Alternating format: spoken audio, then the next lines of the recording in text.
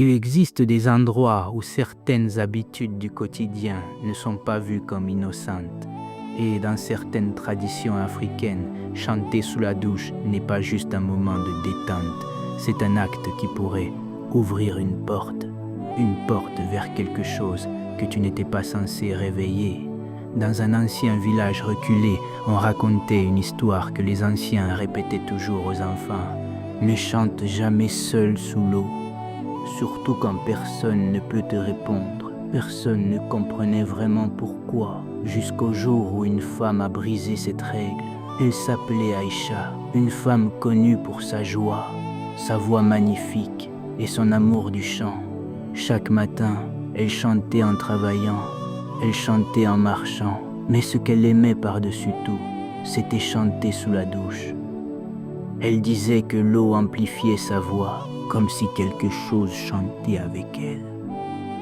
Un soir, alors que le village était silencieux et que la lune éclairait faiblement les maisons, Aïcha entra dans sa douche comme d'habitude.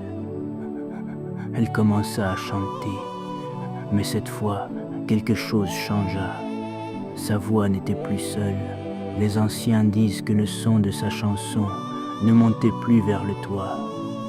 Il descendait ailleurs, vers un endroit que personne ne voit, le monde invisible. À cet instant précis, quelque chose répondit. Pas une voix humaine, pas un écho, mais une présence, un esprit attiré par la beauté de sa voix. On raconte qu'il existait des entités sensibles aux vibrations de la musique. Et ce soir-là, Aïcha avait ouvert une porte sans le savoir. Quand elle sortit de la douche, elle était différente. Son regard avait changé, son comportement aussi. L'esprit ne l'avait pas quitté.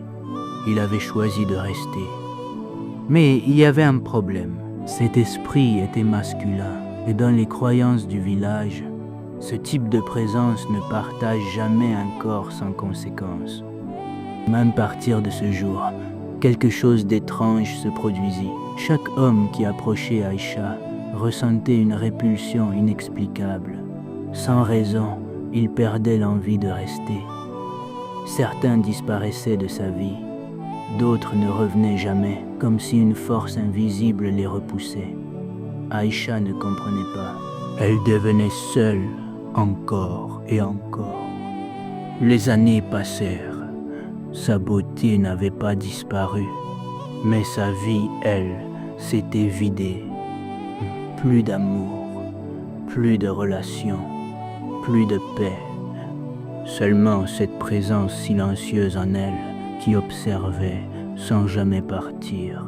Un ancien du village finit par comprendre. Il murmura.